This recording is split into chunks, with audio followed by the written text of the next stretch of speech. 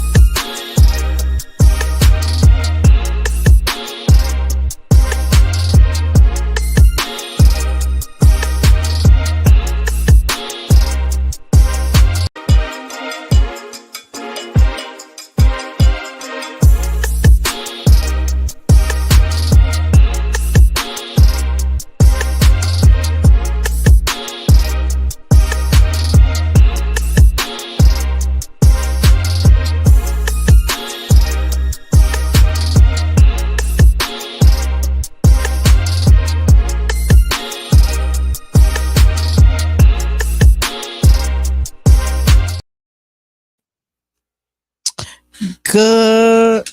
Buenos dias. Can you hear? I can hear me. Yo, yeah, I can hear me good.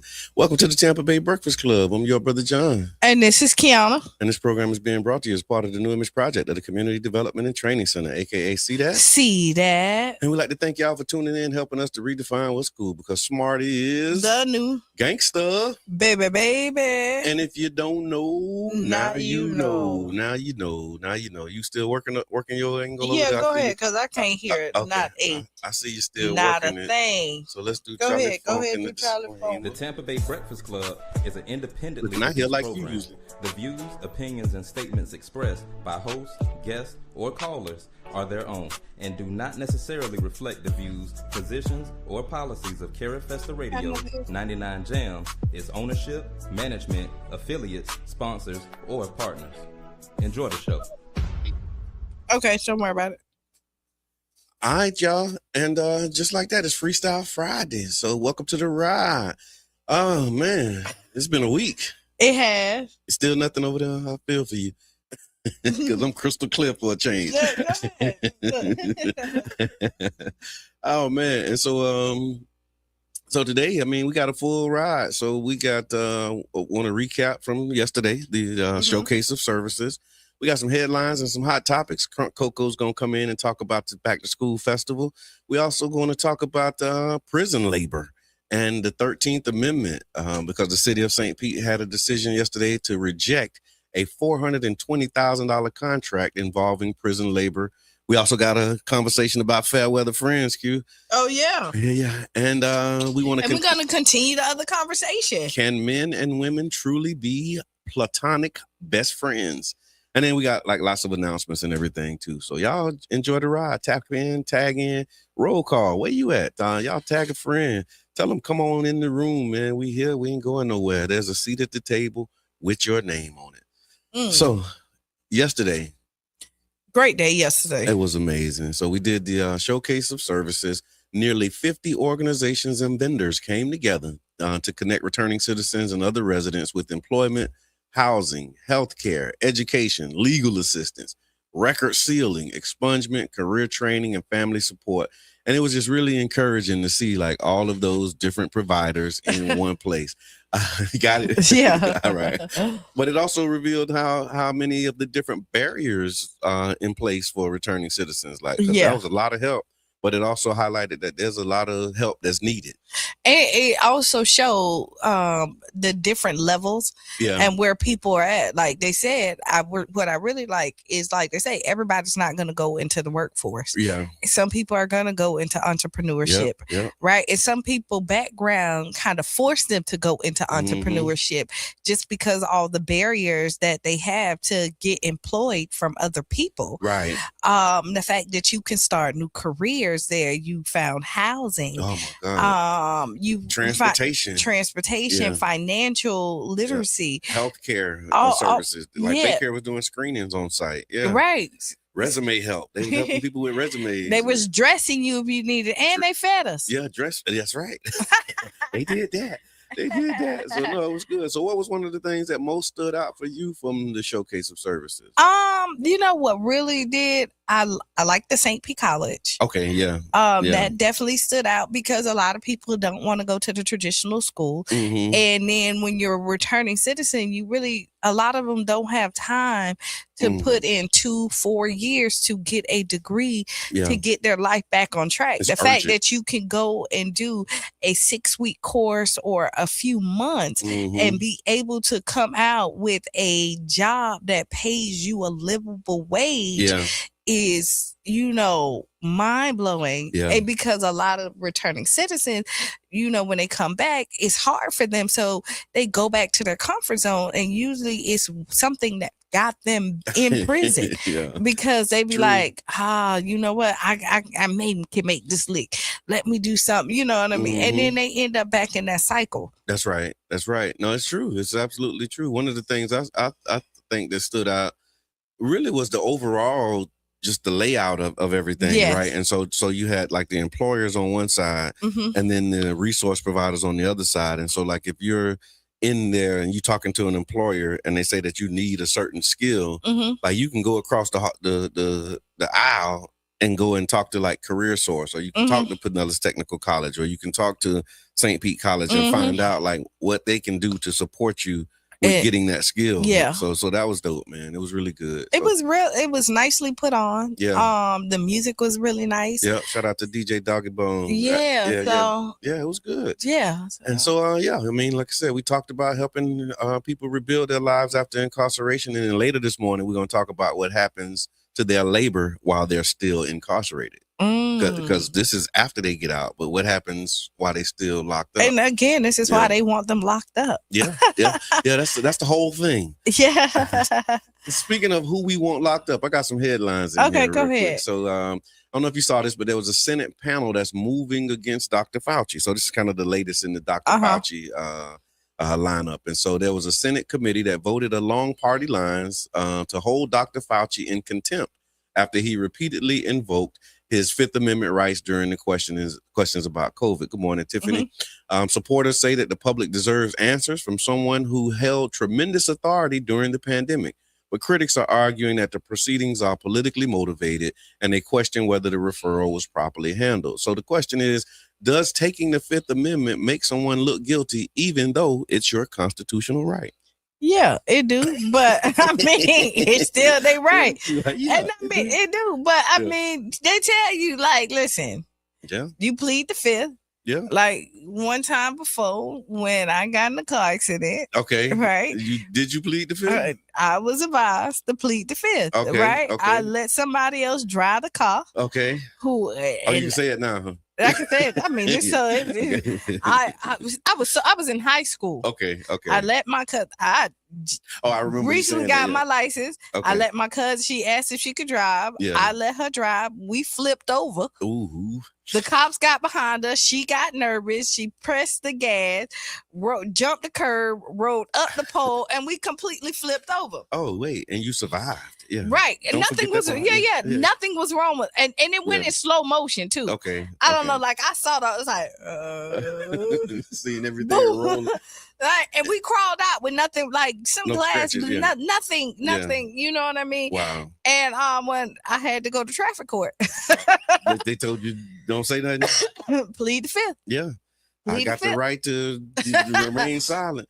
But I mean, that's a real thing when you say, what. Anything you say can and will be used against you. Yeah, and I'd rather for you to just speculate whatever you want to speculate than me to feel it, because feeling, sometimes you talk so much, you mess yourself up. Well, here's the deal, right? So a lot of times people who are in the criminal lifestyle, they have a gift for gab. Yeah. And so you think that you can talk your way out of it. Yes. But you're dealing with professionals that know how to get you caught up. Can and will, right? Yeah, get you caught up. And so you thinking, okay, you done talked your mom out of it, you done lied to your grandma, she don't know and what you're doing let me so tell you you thinking this. you finna go in here and play them people the same way. And they know you lying too. Oh yeah, they do too. Yeah, they know you're lying too. That's true. That is true. They just let you get a pass and they be like, I don't want to hear this no more. Go ahead on. But that's what I think it is. That's a part of it anyway. You thinking that you can go in here and you can say something that's going to get you out of trouble because you're used to saying things that get you out of trouble. Yeah. And now you go in here and you talking to these people and you end up, saying something that can and will be used against you. And the professionals like Fauci and them, they reserve the right to do that. I mean, the whole, when you look at the whole system, it's not just a Fauci thing. It's not. You know what I mean? This is an American thing. Yeah. Like, we look at it, you say we wouldn't even be here if Trump wouldn't have threw away the whole, when Obama's books to stop this, right? Yeah, they had a way they could have not done this. Right, right. And he didn't trust the system. Yeah. And then it got us here. He was like, it's just a cold. Yeah. Like, going in a couple weeks. And then next year, right. And then next thing, the whole country is shut down. Yeah. Shut down. Now, do I think I think they did what they thought they had to do, even if they know that it wasn't going to be a good outcome at the end. Yeah. They was making decisions based on the information that they had at the time. That's what they said. And that's what we're saying too. Like we've had enough history. So listen, and it didn't make, even the information you was telling me didn't make any sense. Not to me at the time. You say, oh, you take the shot. Yeah. It makes you feel better. It prevents you from getting this. But if you get it. They didn't say it. They said it'll stop you from dying. Yeah, it wouldn't stop you from getting it. Remember that was the thing. However the case may be. But remember that they were saying, like, it ain't gonna stop you from getting it. Because people like, it won't be that word. It won't be that bad. Or something like that. Remember, that's the thing. They was like, I got the shot and I still got, COVID. And they was like, well, it don't stop you from getting COVID. It stop you from getting it real bad. And I know people who died, right? Yeah. Ooh. You know what I mean? My brother passed away. Yeah. He was fully vaccinated. Yeah. He was an advocate for it. I do think a lot of the health issues that are going on in the United States that we're seeing more people with cancer. Yeah. Than we've ever seen before. They call it long COVID. They got it's all kind of people having breathing problems, heart problems, and things like this from this shot that they and the sad part is that people bought into it and they were afraid to. A lot of people was threatened to lose their jobs. Even if they didn't buy into it. You had the nursing, anybody who was on that front line. They was like, you gotta get the shot. Yeah. You see the city of St. Pete. They tried it. they threaten their jobs too. Like somebody. You had to do it with St. Pete. Like no, I did. No, I'm saying if you work for the city, yeah, you had I to seen get a shot? post. They said like they made them get the post, so they said they were gonna lose their job. Wow. So yeah.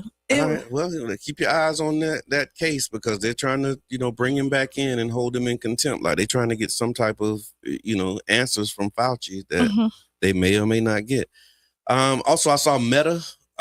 Meta is working the whole. They're held responsible for the harm that they're doing to the children, and so a New Mexico judge has ordered Meta to contribute $567 million towards addressing the harm that has been experienced by children and teenagers using their products. So the ruling also called for stronger protections involving minors, adult interactions, notifications, and underage accounts, as well as chatbots. Meta also planned to appeal, the case, of course, when you get ordered to pay $567 million, you're going to appeal that. And so the question is, how much responsibility does social media companies have and how much belongs to parents? That always comes back to that. I think social media holds some, but it goes down to the parenting too. Okay. Like I don't understand. Y'all just give your kid, you don't know what what they looking at it. They can listen to they can have their phones to the wee hours of the night. They don't get there. Like my niece has been over there to my house, and for the life of me, I think they think I'm cool, but they're still structured. Like they know that like it's that time we got to put down our phones. That's right. And they don't even say nothing. They don't fight me with it. I'm like, they just know here that this is a thing that you got to put down your phones. Yeah. Right? Yeah. Like it's over with. It's done. That part is done for the day. So how can adults teach children healthy social media habits when most adults are addicted to social media too? Lead by example. You know what I mean? Because most parents, you think about how they sitting there on their phone, the children on their phone, they like everybody on their. But there should be designated times where there's no phone. Like I think dinner time is one of those times where there's no phone. Okay. I also think that at night you should take all your electronics, even your children, even not yours, and have a place where you put it that's like away from, and maybe one person have it just for like emergencies, like on the nightstand, the adult, but especially the children, like, hey, 10 o'clock. You don't even need it in your room. Yeah, you don't. Get an alarm clock. Yeah. If that's what you use. Yeah. Get an alarm clock. Spend like $7 at the dollar store, get your alarm clock. Go to 5 and below. Yeah. Okay. And go ahead, set that alarm clock, get it. And and then a lot of times there are parenting settings that you have on this phone that they only get so much screen time on social media that you can dictate how long they're on there. That's so true. They're like, utilize the things that you have. Oh, you know what? I got one of those. I got it set for that. So I got this thing. It's like focus mode is what it's called. And so at a certain time, it'll go dark and then it'll cut off. But then it's a way to bypass it. But it does like add another layer. For like social media. So like at like 9, I think it's like 9:15 or 9:45, my social media go off, right? Like it's done for the day. Yeah. But then you can open the app and it'll say, do you want to use it for 5 minutes? And then I hit the 5-minute button. And then after like 4 minutes, it'll start saying, okay, do you want to stay on another minute? But it's like making you conscious that the clock is ticking. And the fact school is about to start, so you're going to be restricted again. They're doing those school hours. Typically, you can't have your phone. Yeah, Charlie Funk, thank you for that. He says that focus mode is amazing. Yeah, it is. That's a game changer. Holding up traffic, right? But no, it is. I think with school starting, you got to start building the habits now. I just think like routine is so important, especially when that set up a good bad routine. Like even if you've never did it before, it's good to always try to give some structure. Crunkcoco in the chat say, "I'm here. Open the door." We still on, Coco. We give us we got 1 minute, Coco. We finna let you on in. Yeah. So I'm glad he did say that because I didn't ever realize it was 8 o'clock. Okay, so we're gonna take a break. I'm gonna try and find this recap that we had from yesterday and give y'all a snippet of like what we was able to see. I'm gonna try and see if I can get that up, but if not, we'll be back still At 6 minutes after the hour, we got Crunkcoco in the building. And we got to talk about Fairweather Fred. We got a lot. We really got some stuff to talk about. We want to get this out there. We're going to finish the conversation from Wednesday too. Yep. You excited about that? Well, me too. I'm excited. I will see y'all at 6 minutes after the hour. Yep. In the US and China. This is the BBC World Service, the world's radio station.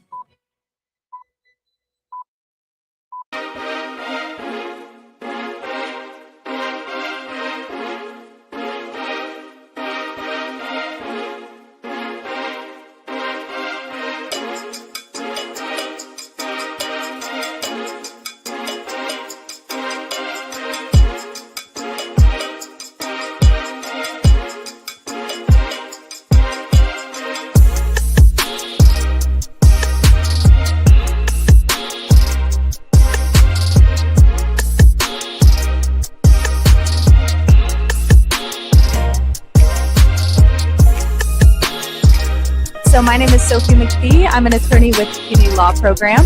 We are a nonprofit legal aid, so we help everyone in Pinellas County. Okay, and what are y'all offering today? So today we are here to talk about sealings and expungement for people who maybe have a criminal record and they want to find a way to get that off their record. So we're just here. We have a table. If anyone wants to come talk specifically about theirs, we have a private space. You can talk one-on-one with an attorney, or we also can just give some general information. We got papers that explain what you need to fill out to get things sealed and expunged, or just give some general info. And then we just also have our general info about everything that we help with at Community Law. Okay, and who should be coming to your table? So really anyone who has a criminal record that wants to ask about expunging it, come on over. But also literally anyone who is a Pinellas County resident is good to come over to us, because we help with any civil legal issue. And a lot of people could have some help with that, whether they are facing an eviction or maybe a family law issue they want to talk about.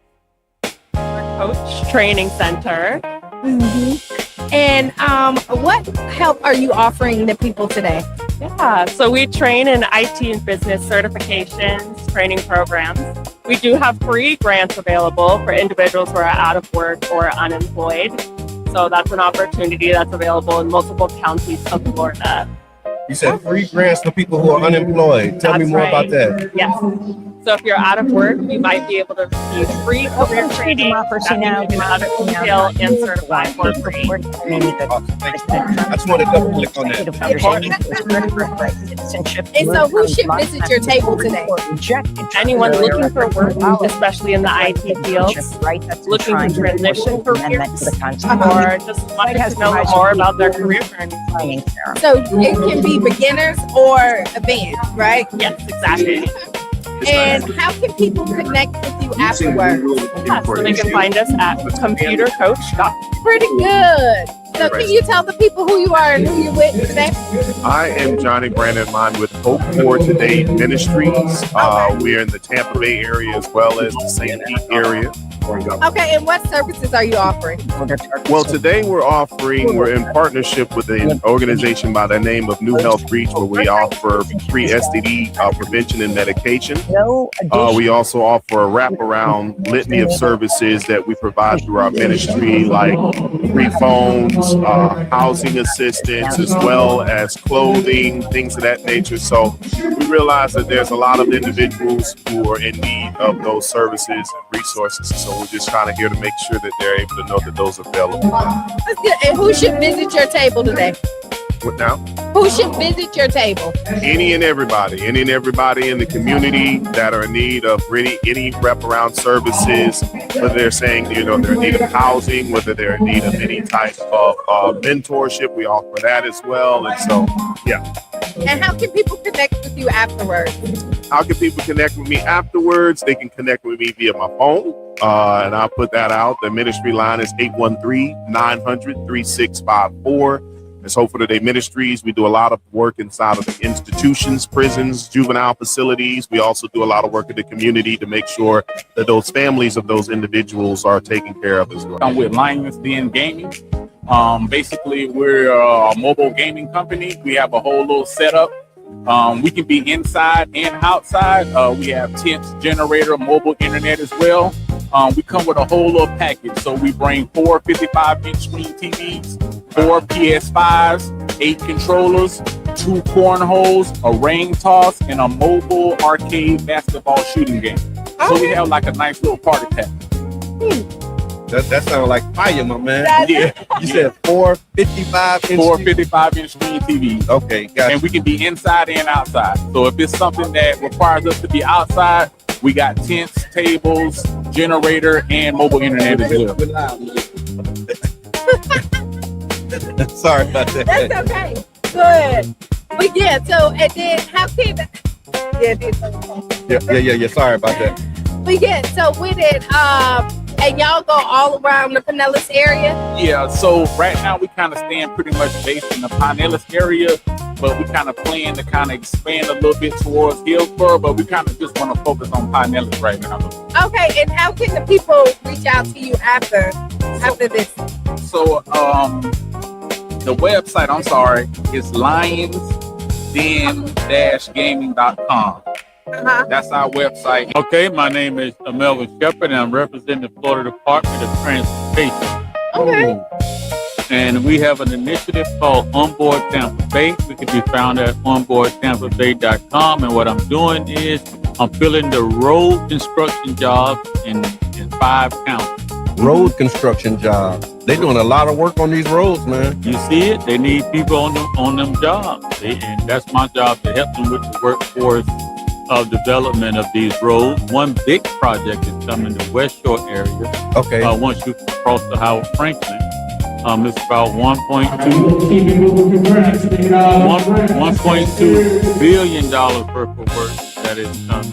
You heard that, 1.2 billion with a B. With a B. With the B. Capital. With the B. So it's part of it is my job to help them have a pipeline of individuals to fill those jobs. And it's all work in construction. So anything from the project manager all the way to the one with the shovel in the hand. Okay. Learning skills and getting better. That project gonna be ongoing for 10 years. Oh wow. Wow. Yeah. So it's just gearing up. Onboardtampabay.com. You go there. I got about 150 of these road construction contracts all in one place.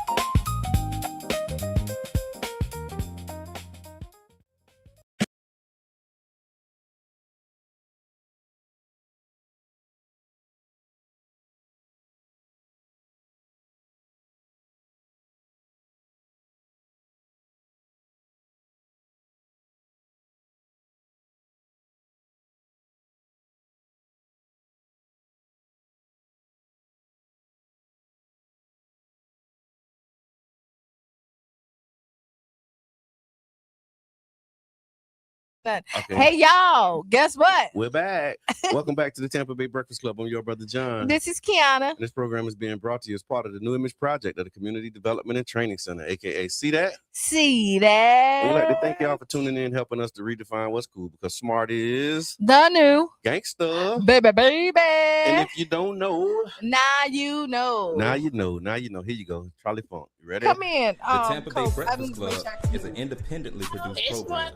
The views, opinions, and statements expressed by hosts, guests, or callers are their own and do not necessarily reflect the views, positions, or policies of Carrie Festa Radio, 99 Jams, its ownership, management, affiliates, sponsors, or partners.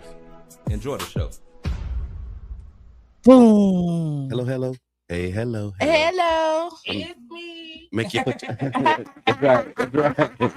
And for those who don't know who you are, introduce yourself. Always happy to have you. And we're getting ready for a major day in Child's Park. So Crunkcoco is joining us. Tell us what families can expect when they come out this Saturday at the Back to School Festival, and why it's important for the community to show up for young people. And so, Coco, for people who are just tuning in, tell us what's happening in Child's Park on Saturday. Well, Child's Park this Saturday is going down. Crunkcoco Back to School Festival. We do it every year. This is our 5th year. I was trying to figure out which year it was. Yeah. Can you hear him? Not in my headphones. Me neither. Yeah. Folks, can you hear him? Let us know how Coco sound. They say he sound low. Okay. Pull up the other. Coco sound low. Y'all know Coco don't be low. Right? Hello? Can you hear me now? You can hear me now? Try Hello? it. Try it again. Hello? There Yeah, you go. there you go. That's Oh, there I go. That's Here I go. Hey, Charlie Font said, let me get my helmet on. Yeah. Where the helmet at? Because I got mine. Right. So we're gonna have skit.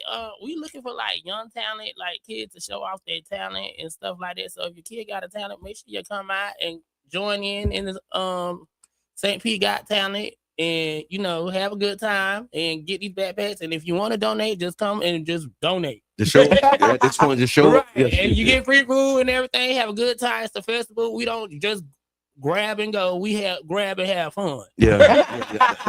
That's right. That part. And then knowing that this is like the 5th year, right? Yeah. I think is this the 2nd year with the St. Pete Kids Got Talent piece, right? Yeah, this the 2nd year. For that. Yeah, it's the second and year. so what can we look forward to on the festival side of it? Because I know, basically have fun with the kids and let them show their talent and stuff like that. And why do you think that's important to do that? To get them motivation to do what they want to do and express themselves. Yeah. Have a great time and just be yourself and have a good time. Thanks to Mo for that part. Yeah, shout out to Mo. Shout out to Mo. The MoShowLive.com. Working out a lot for behind the scenes with this. Oh yeah. That's where she thrived, man. Mo is amazing. Me and Mo go back to like 2012, the STV days. A true story. Mo was actually one of the first board members of CDAT when we started CDAT. Oh wow! Like the organizing board, Mo was on it, man. So yeah, she got like deep roots with us, and so I thank you for what you're doing and your consistency. We appreciate it if you're listening. And then with just speaking of the St. Pete Kids Got Talent, do you remember your first talent show? It was at Medline. Okay. Medline. What was that like for you? Just I was kind of nervous, but I like to dance, but it was my way of expressing myself. Okay. And then that's how Crunkcoco basically got started. Okay. After that talent show? I kept doing I got known for talent shows first, and then end up putting the camera in my face, and then I'm everywhere. Yeah. And you was like one of the first viral videos I remember. Yeah. Now everybody doing it. Yeah. Everybody doing it. Everybody doing it. I guess I'll be always ahead of my time. Yeah. I'll be like, I don't roll with the trends. I hear that. Set the trend. Right, I'm a trendsetter. The trendsetters. So what can the children and the families expect to receive when they come in? They have a great time, a vibe, and get some food, vibe with each other, get to know people, and make sure y'all get y'all resources where y'all come here and all that stuff with the vendors and all this stuff. If you need help or business or whatever, you know what I'm saying? Get all the help y'all can get. I love that. Because it's there. So you got the backpacks, you got the food, you got the talent show, you're going to have some music, you definitely going to get some laughs. And I'm performing. That's right. That's right. I'm performing the new single. This one I'm at with it, but it's coming out this month. What's the name of it? This one I'm at with. Okay, gotcha. Good morning, Shayna. Good morning, Janet. That's what's up. Yeah, you said you're going to be leaving here going to the studio. Huh? Yeah. Finish up the record, and then I got a show with Fabo in Atlanta, a pool party. Okay. Now tell me, why do you think it's so important? Because you don't even live here anymore, and so you've been coming back for the last few years to do this. Why is it so important for you to do it here? Because I'm from here, and you don't forget where you come from. So you basically go back to your roots, and it's try to inspire kids who younger than you to do something with themselves. If they believe in themselves, you got somebody who believe in you. Even if it's a stranger.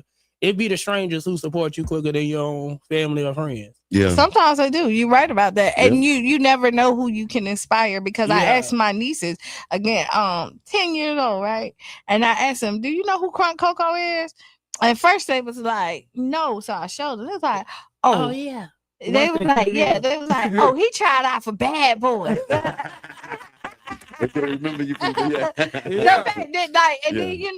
then we kind of go down this rabbit hole of all this stuff, and I'm like, he from St. Pete. He from St. Pete. Yeah. So you right. You see the kids light up and be like, okay, because people want to be famous. People want to. For people to know their name, and to be able to see somebody, and then you're coming back and giving back. Yes. It's always a great feeling. And I like the idea of the festival, right? Because a lot of times the back to school giveaway just come in, grab, go, get out of there. But having that entertainment piece and allowing them to like have fun and get your hair cut, get your hair braided. Yes. Like we engaging with y'all, and trying to inspire. You know what I'm saying? And I think that's important to lift up. So there's haircuts, there's hair braiding. Do you still need barbers? Because barbers. Yeah, we definitely need barbers. So if you're a barber out here, you cut hair, come out and cut these children hair. Cut these OPCs, old people children hair. Okay, OPC, that's what you call it. You gave me something. I'm gonna start calling my grandchildren OPC. People children. I love that. But that's what it's about. I mean, that's what we do every Friday night, right? Yeah. We serve OPCs. Yeah. Other people children. Oh man, you just gave me a jewel right there. And so, what time should the families arrive? What time? 11. It's to 11 to 2, but we start cleaning up at 1:30. So y'all better come early. Come on, get it. Yeah. If you register online, make sure. I heard it's 70 kids done signed up already. Okay, that's good. So yeah, that's a good. Yeah. So, No, that's good. So come on. So come on through, man. So if you register, you get a backpack quicker and everything, and you can scatter like a roach. Okay. Get on with it. And I see Miss Teresa. She says, "See you tomorrow, Crunkcoco. I'll be volunteering at the event. Bless you for giving back to our community. Thank you, Shayna. Make sure you come at 9 o'clock. If you're volunteering, make sure y'all be there at 9 o'clock or 10 o'clock. Yeah, we can organize and be ready to go. Where they ready to come in, bum rushing us, and we know what to direct them what to do. That's right. That's right. Yeah, because they come and they be they be on time. Ready to do it. But that's a good event when people show up early or on time, and those doors open, and they go. Right. You did what you were supposed to do. That's right. That's absolutely right. Yeah, last year it was so bad.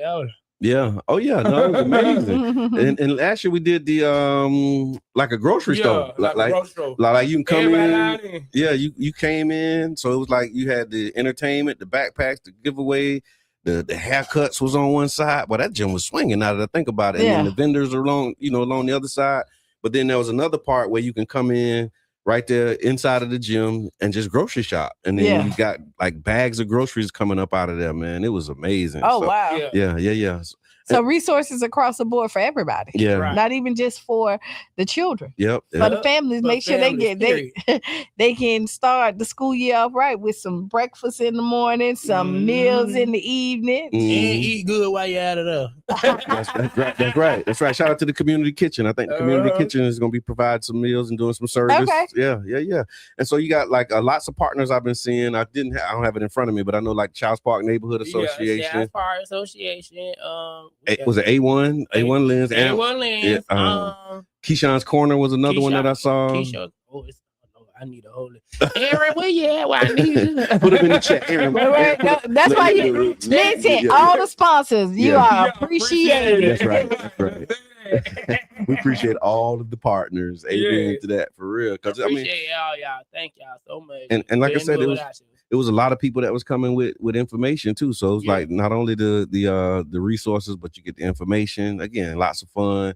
Do you still need volunteers? Are you looking for people to volunteer? We need more volunteers and everything. I even got family members volunteering. That's usually that's the first job. And my family, boy, my children grew up in this community volunteering, man. Yeah. And so for real, like they was everywhere with us. And so I appreciate that. And then where can people find updates? Like how can they, tap in and say, if they want to get more information about it? On my Facebook, Instagram, anywhere you can reach Crunkcoco at, or anybody like Erin McFlower. Make sure you hit her up if you want to donate or whatever. And but if you just pop up the event and drop off stuff to give to the community, we'll take it right there. We'll take it right there on the spot. Right. And then for the talent part of it, is there a sign up? Is it like an open mic or is it? It could be a sign up, or you could just come to me or Aaron and we'll figure out it from there. Okay. Yeah. Gotcha. Do you have any featured performers already that you want to name, or you got to keep it a surprise? I know it's chocolate kids, but I forgot what they call it. Okay. But, Mo. Somebody tag Mo. But that's the thing I love about you though, Coco. You got a team. Yeah. You got a team. So and he don't mind reaching out too. Yeah. I'll be reaching out. Hey. Whenever I hear my phone ring and I see Crunkcoco, I already know, Mama.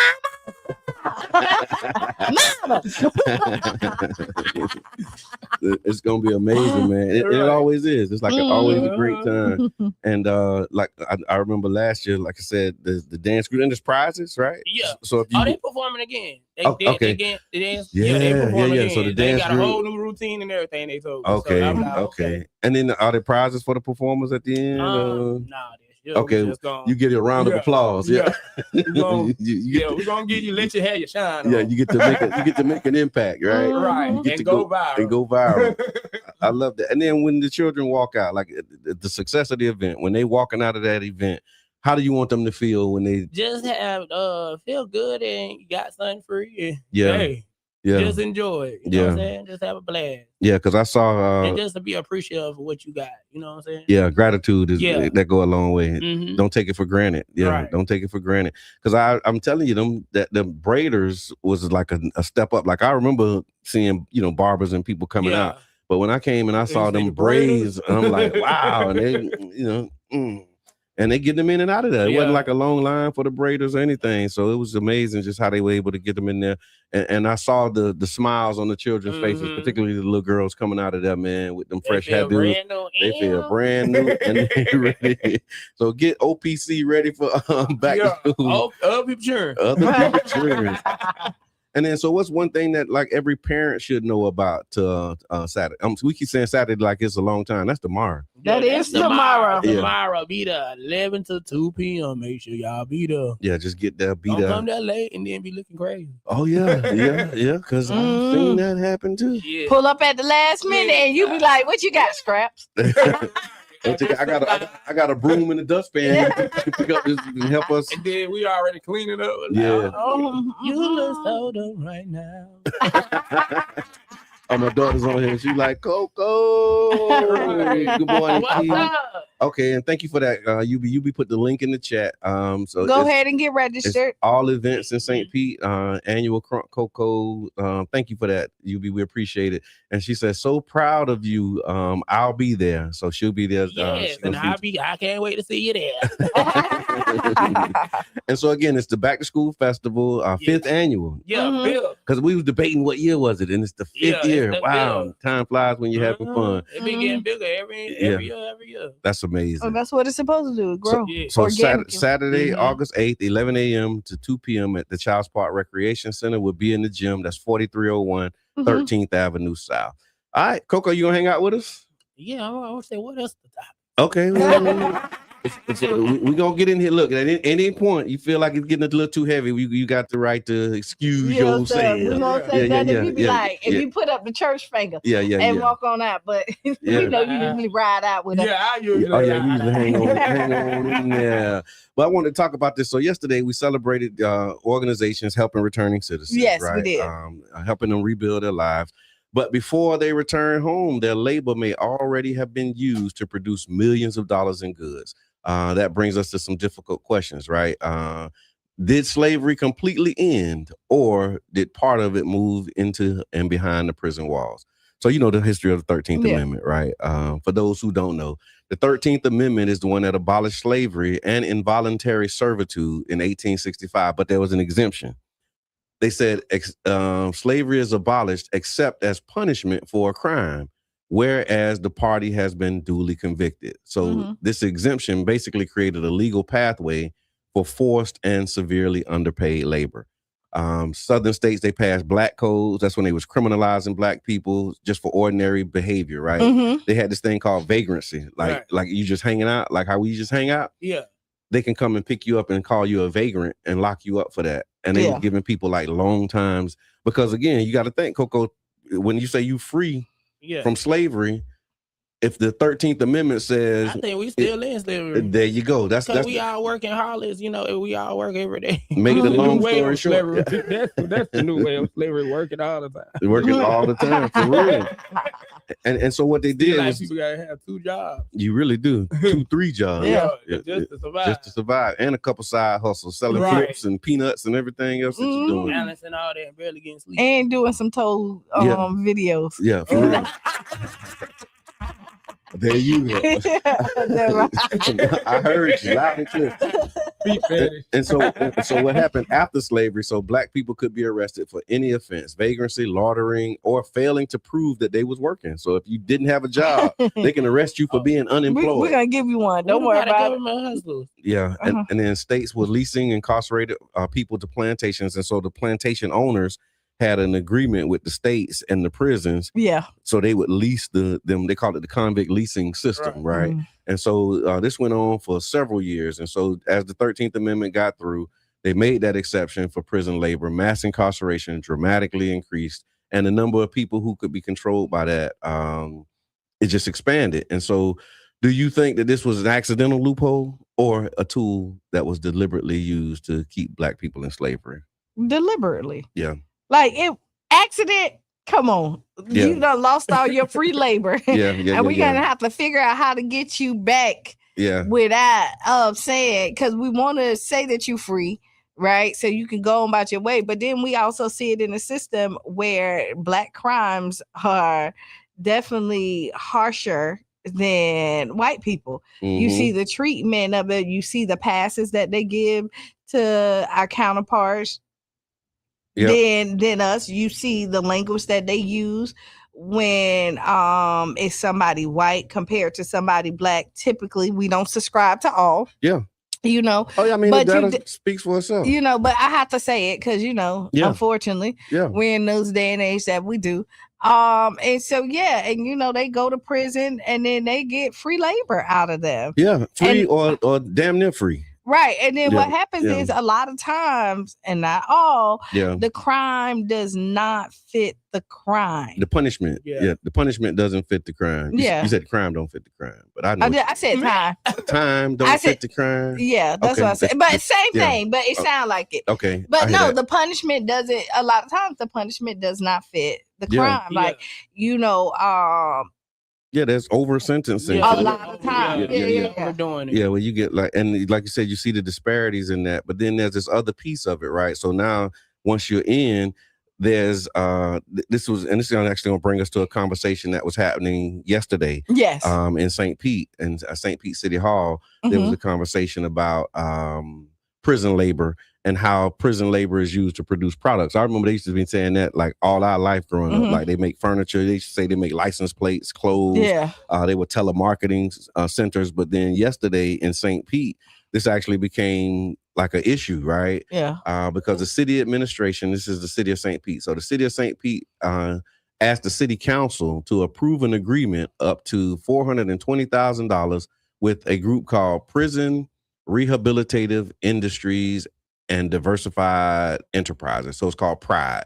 And they make paper products. So this company make paper products. They make general office paper, envelopes, the envelopes that your utility bills come in. And then there's other paper products that they use. And incarcerated workers are producing these envelopes, and they earn 30 cents up to $1.05 per hour. There were two competitive bids. It said two earlier competitive bid process was unsuccessful because the bids were considered non-responsive. The administration then directly negotiated with PRIDE and other vendors, and they ended up recommending PRIDE as the one that they was going to go with. Okay. So it was on the consent agenda. That's the agenda where like you just get passed through. Yeah, everything is on there. You just kind of push it through. And shout out to Council Member Richie Floyd. He pulled it off the consent agenda so that they can have a discussion about it. Last week they tried to talk about it. There was questions that couldn't be answered by the administration. Right. So you think it could be answered? Yeah, they couldn't answer them. They was asking like, do they use prison labor? Are they paying the people and all of that? Right. They didn't have those answers. So they had the CEO come in yesterday. Yeah. And they were able to get answers to the questions. And this is what they said. They said that their program provides, what does it say? It provides much more than an hourly wage, because they were saying like you paying somebody 30 cents. Right. An hour. Yeah. And they was like, well, if they do it long enough and they get good at it, then they can make up to $1.05. You know what I'm saying? You can make $1.05. They said that. Yes, sir. They said that. What they said, participation is voluntary, so they don't force people to work for them. Workers receive valuable job experience. They learn workforce expectations and discipline. Workers can earn nationally recognized certifications. And so they basically was spinning this as though that this is a sure enough rehab program, and that they're teaching job skills and employability skills to the prisoners who are, making these products that we use in St. Pete. So it was a way that they're just saying, like, slavery people, when slavery was in, they got valuable job skills. Yes. Okay. Like they rewrote the history. Yeah, they changed the history books to say, well, slavery wasn't so bad because they learned how to do farming. Yes.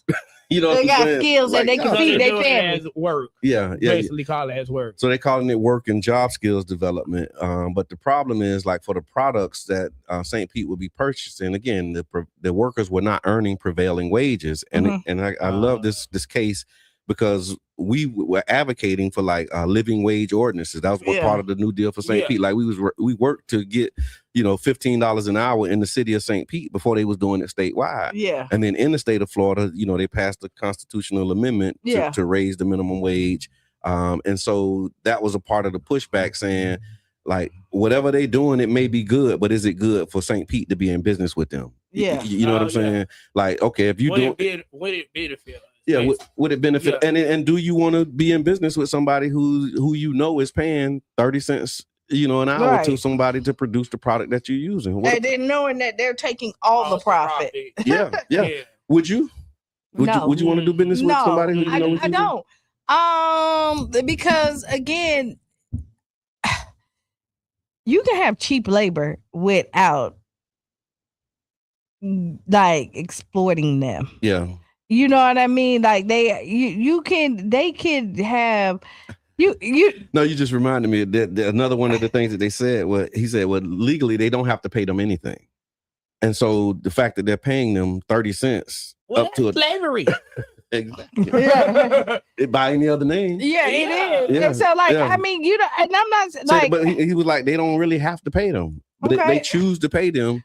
Like you're doing something. 35 cents. 30 to $1.05. The $1.05 was like the max. 30 cents. So, you the boss. You get $1.05. So here's what happens. So at the end of the day, lead. So at the you want some of these comments, Coco in the comments, and so let's. So Aaron's on here. Thank you, Aaron. We were shouting you out earlier. Great day, everyone. And then Janet Michelle says it was deliberate, and I would like to see slavery abolished as a campaign agenda. Yeah. Wow. Yeah. Like truly abolish slavery. Right. Because they can make, they make so much money off the prisons, right? Mm. And you have all these people, and most of these people are getting out. Yeah. And even that, and the people that's in prison still provide for their families from whatever work they do and the things, however they make their money. Yeah. They provide, they still offer assistance to the people on the outside. So I think they should be able to make us a decent income. Yeah. I'm not saying you gotta be balling out the world, because but you should be able to, if you have 5 or 10 years and you don't work, you should have a nice savings that when you get out, you're not depending on your family and your friends to put you in a situation if you've been working in prison this whole time. But here's the thing, right? So here's that would be great for the people who just get out of prison. If you've been working, like you've been able to work a real job, the real world. Yeah. Been in prison. And these skills, again, they're transferable, but some of them still don't want to hire them because of the background. So how transferable are they when you can't even get a job in that industry because of your background? And that's so this she making a lot of sense. Well, no, that's the other part of this. I'm on mama's side. So I mean, it was definitely a tense conversation about the pluses and deltas. I want to get into some of these votes, right? And so the motion to approve the contract failed 5-2. Those who voted against it were Gina Driscoll, Deborah Figg Sanders, Richie Floyd, Brandy Gabbert, and Copley Gertis. And those who voted in support of the prison labor contract were Corey Givens and Mike Harding. So we want to recognize the council members who voted in the way that I would have voted if I was there, because I wouldn't support this. Because again, it's I hear all of the cases that they're being made, but is that a business that we want to be in business with? Right. Like you can pick your partners. You know what I'm saying? Right. And I think the next bid that was comparable was $32,000 more. And so like it's worth it to pay the $32,000 to somebody who's following good business practices, in my opinion, than to not, pay somebody 30 cents. Like, come on.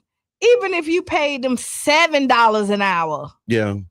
Because I mean, on this side of the wall, the other part, and it's on our page. And so for those who are interested and you follow this kind of stuff, we actually posted the full conversation, so you can see it. It's almost like 45 minutes, almost an hour long debate, so you can see it and get the full context. You don't have to take my word for it.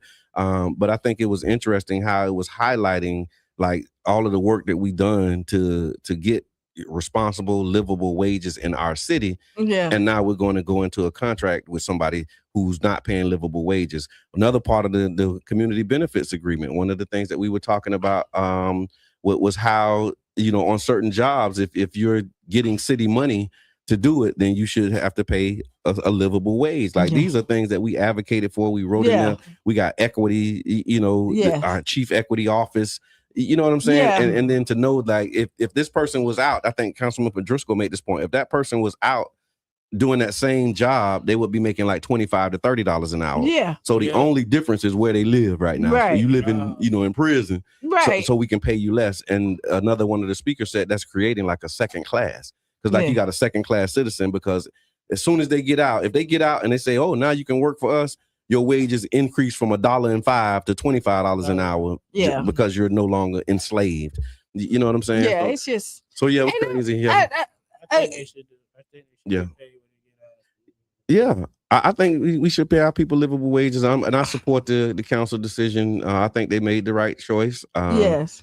Because again, it was a $420,000 city contract, which is taxpayer money that we'll be paying for that.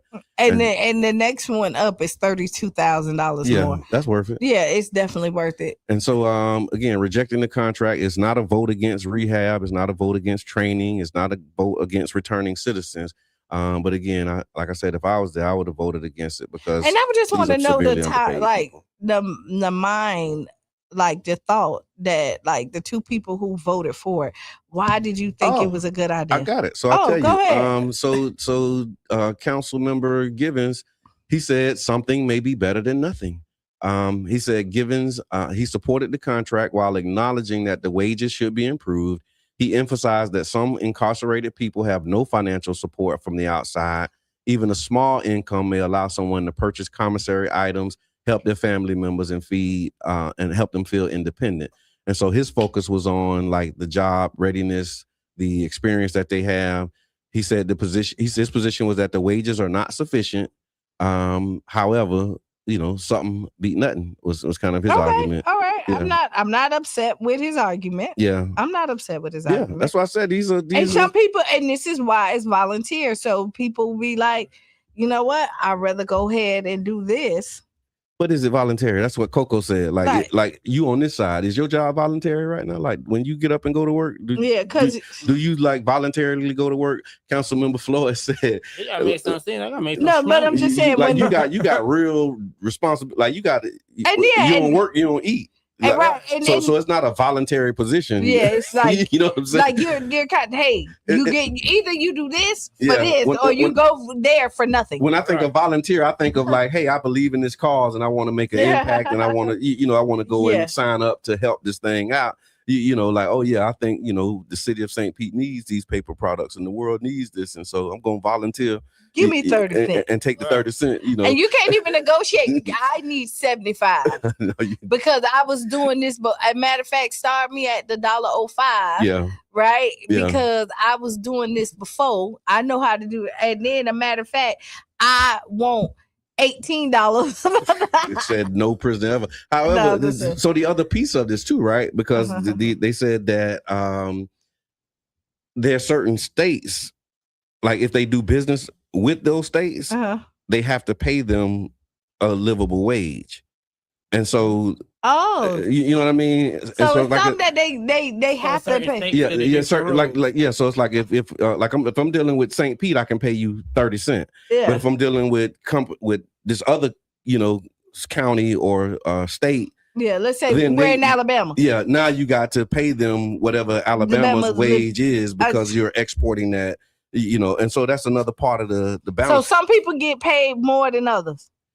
So depending on the state that you're working in, right? Depending on who the contract is with. So why all the states can't have the same amount? They could, but they just choose not to. Yeah. It's the company that's deciding, like, this is what we're going to pay them because we're allowed to pay them this amount. Yeah. Like, that's what it boiled down to because, again, like you don't have to pay nothing. And so here's what Mike Harding, he said he focused on whether or not they were voluntarily accepted into the lower, let me see. Harding focused on whether participants voluntarily accepted the lower immediate compensation in exchange for the education, training, and improved opportunities. He compared the arrangement while acknowledging that it's not an exact comparison, but he was saying how, you could, as long as it wasn't like forced labor, then it was okay. All right. Yeah. All right. So y'all keep an eye on what's happening on council. And I want to give a shout out to Amber Woods from the Wildwood Heights Neighborhood Association. I saw her post, and it was her post that like brought this Amber to my attention. busy. Yeah, she be on it, and there's some other stuff that she's doing that we'll highlight and give an opportunity to create space for too. So that's that on that. Fair weather friends. You remember Johnny Gill's song, "I'll be your fair weather friend"? Yeah. I'll be there to the end. Yeah. So fair weather friends, here we go. A fair weather friend is someone who enjoys being around you while life is easy, entertaining, or beneficial, but becomes unavailable when life gets difficult or when the friendship requires sacrifice. And so how do you distinguish a fair weather friend from a friend who is simply going through something? Okay, I'm going to say this. Boom. Boom, right? So the Tampa Bay Breakfast Club, we have some fair weather friends. Okay. And let me tell you this, and I've noticed this. Okay. Over the 5 years, I've seen people come and sit here when nobody else was messing with them. Okay. Right. Yeah. When you were trying to get your footing and you wanted the community, you sat right here at the other station or wherever we was at, Urban Drinkery, all the places we have been. Yeah. And then when you get in the cool circle, it's crickets. Yeah. We don't hear nothing else from you. Now, I'm just telling you from Kiana. Yeah. And I could probably speak for the rest of my team. Oh, no, you're right. Like, I'm telling you You're right now, when the cool kids don't want you no more, we don't either. Okay? So you can call us. That's where you was going. Yeah. So you can call us a fair weather friend. I didn't know that's where you was going. I'm just telling you, when the cool kids When they don't kick mess you to the with you curb. no more, Yeah. we don't either. Right? Oh, You my can't come cross this threshold. Yeah. No, but And you're right. You're right. Because it has been people who like I call them popcorn friends. Okay, They go pop ahead. up where you hot and then they disappear where you not. Where you not. I call them popcorn friends. Yeah. Wow. Well, so do you think they disappear because they don't care or because they trying to like stay in with opportunities? Okay, yeah. What makes a person become like switch out like that? We did. I think, and we've seen it, especially people have called and begged to be on this show. Yeah. Right. Oh, we need it. And then we see your progress. Yeah. And I'm always happy for your success. Believe me, I'm never a hater. Like, I'm always cheering you on and all this other stuff. But then we will see where then this station or the Tampa Bay Breakfast Club is too small for you now. Right? Yeah, you know what I mean? Now you need to go somewhere bigger and better. Yeah. But you couldn't go bigger and better before. Yeah, but we create space for you to do your thing. Right. And this is actually not just in the station work, like in this community work that we've done. Now that you mentioned that and you put it in that context, like it's been a lot of people who have benefited from the work that we do. And then they find them a new friend circle. And or well, and here's the thing, they find that friend circle and there's people in that circle who don't mess with us. And so now it's like, oh, you can't tell them like I still mess with them. Yeah. You just join on and stay on. Miss Rissa say she's so glad she's a real friend. A real friend, not a fair weather friend. Yeah. Because it's crazy though that you mentioned that. No, I'm really thinking about it, and then you'll call because you know we have the resources, or we have the knowledge on something, and then we will give you all of that stuff. not I've been, and I know you have been on projects and then help people get money, grants, and things like that. And we're doing that a part of a friendship because like I'm looking out, boom, boom, boom, boom, and then the money hit or the contract come and then we out of it. Oh yeah. Somebody else name there. But that person wouldn't work. That person wouldn't work with you. That person wouldn't even give you a time of day. But now that you got a little something shiny, and I'm gonna tell you, them people get your shiny and kick you out. Again, you can't come back across this threshold. No, you're right. That kind of made me sip tea over here. I don't know. You gotta read between the lines. No, this is just a general conversation. I guess this goes to like your point, like you've experienced popcorn friends. Oh yeah, right? And so I guess the whole thing is that it doesn't stop.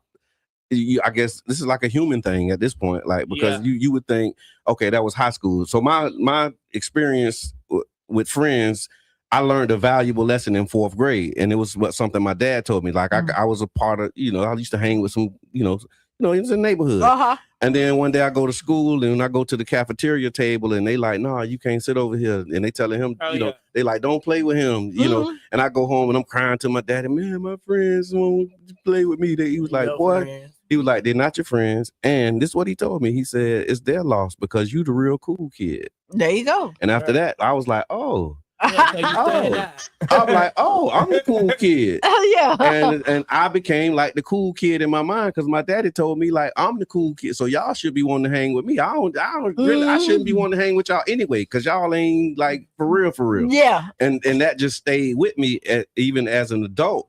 You know what I'm saying? Like, so when people do have their moments and they turn, like, I just realized that that's just a part of how it happened. Like, I don't trip out on that. I don't bug out on that.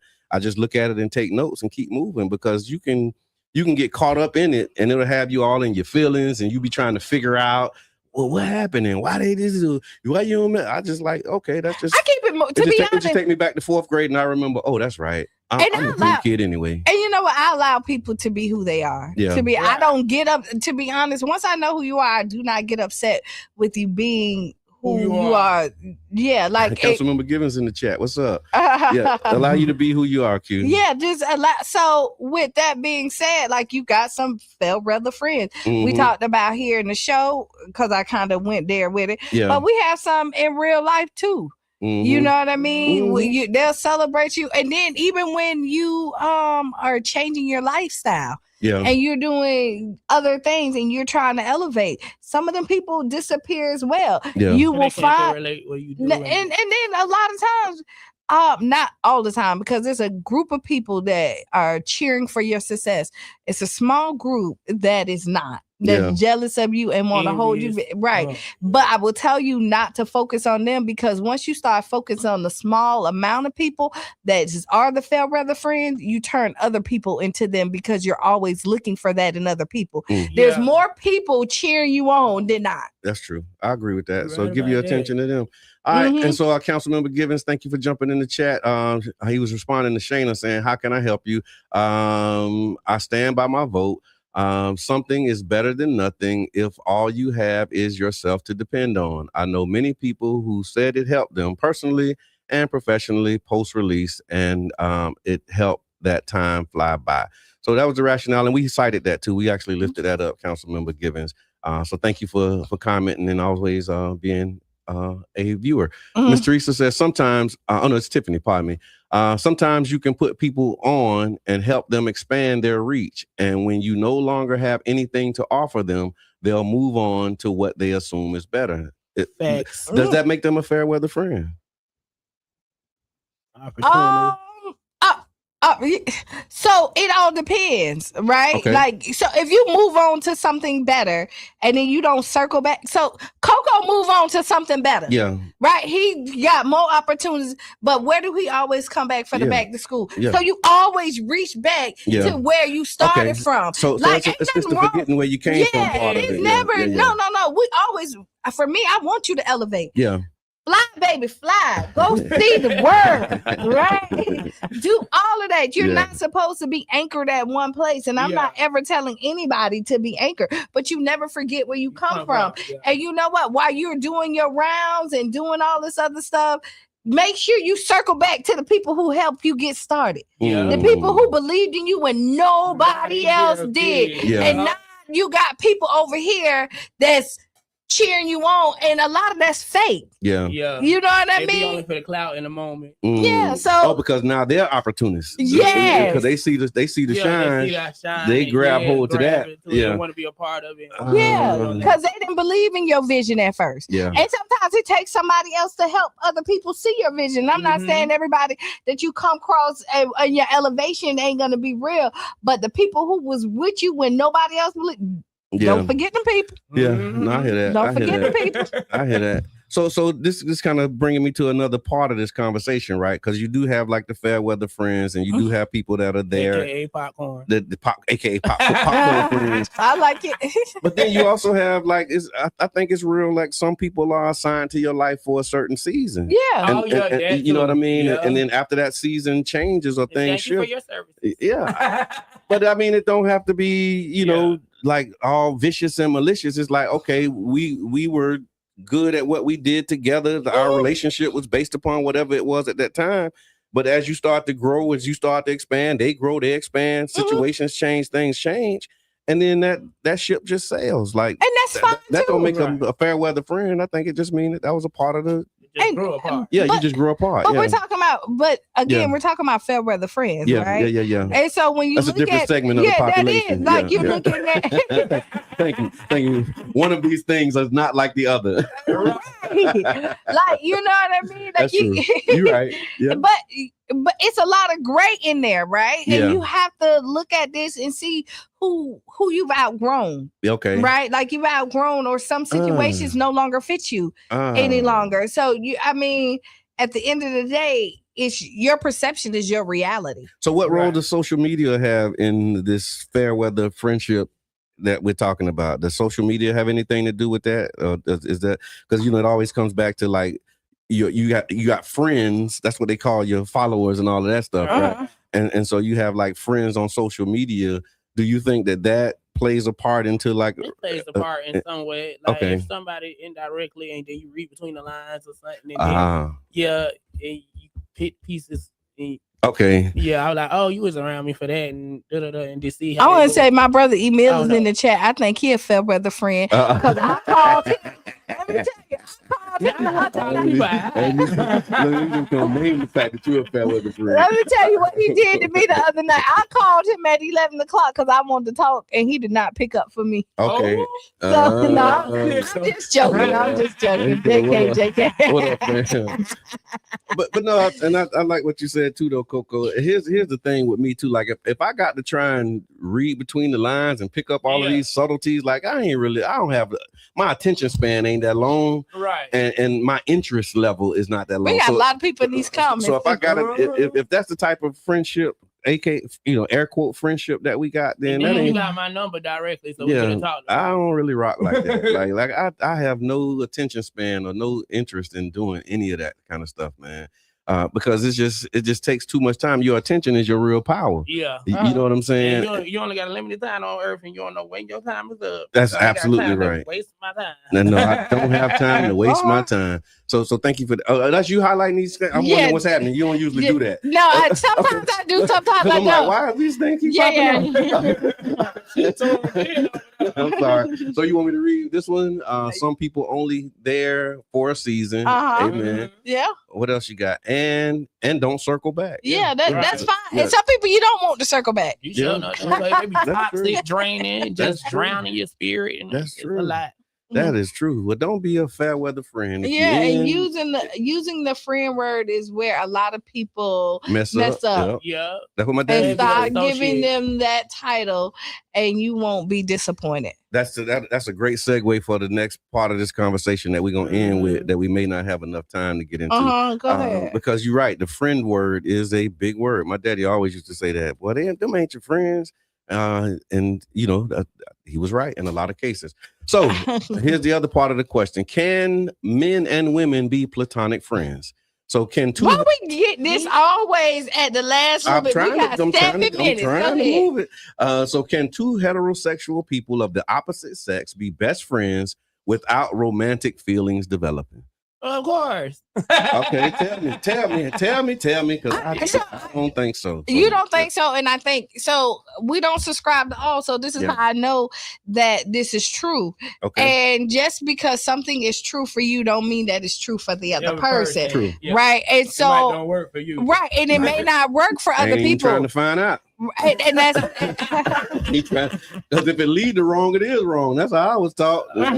So the potential for it to go a different way, I ain't really trying to mess with that. You know, so but I mean, everybody's in their own different space. Sure. Like I would say I'm unique in the sense that I have male friends. Okay. Right. But I am in a male dominated industry as well. Like I'm in entertainment. Yeah. So I deal with a lot of men because that's who dominate that industry. And then I was just kind of thinking of I grew up with a lot of male cousins. So let me ask you this. If one person is secretly attracted to the other, is that friendship still platonic? Yes, it is, because there's boundaries that's set. Just because there's an attraction don't mean that you have to react on it. No, you don't. You don't open. You don't. Because you don't allow that to happen. You ain't never seen that. So let me tell you this. You don't get it. Okay, I know for a fact. Okay, let's be real right here. I know for a fact that you love your wife and she's the only person for you. Okay. But you have been places where you have seen other attractive people and you have sat in here in meetings and you didn't flirt with them. Yeah, so this is what it's saying. So here's the what it's saying is, if a person is secretly attracted, can the friendship still be platonic? So like if you like with this person every day, all the time, because when I think of friendship, we talked about this too. Like friendship is like we around each other enough to call each other friends. But if I only see you every now and then, and like you got like popcorn, like maybe a little different from popcorn, but like if you're close to somebody, you communicating with somebody on a regular basis, and you're attracted to them, it's just a matter of time. But it's time and opportunity. But the thing, I don't see friendship as necessarily you have to talk to all the time, every day. Like my best friends, I don't talk to them. I don't talk to them every day. You know what I mean? We're like at this grown. So here we go. At this grown age, we have a lot going on. So if you have that much time to sit with somebody else that's not your spouse, then what you doing with your life? But what about the secret attraction part of it? That's the way I think it's kind of complicated. But this is when like I really kind of like you for real, but a person could have a crush on you and it might be just looking at them as a friend too. So it just you put them in the thing. At some point, if you have a crush on them, you're gonna act on it. Like how do you not move forward?